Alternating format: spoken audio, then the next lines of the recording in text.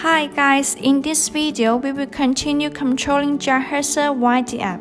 Check what is robot performance. There are 8 built-in actions, and custom means that you can customize the action. Okay, randomly select one action to make JetHexa move.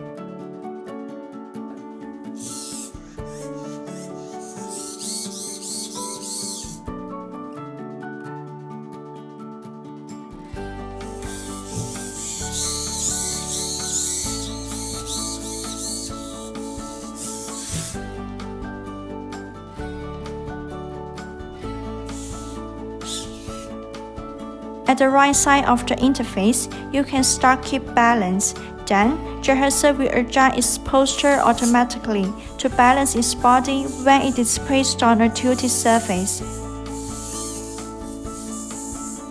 Pay attention, don't tilt the surface too much.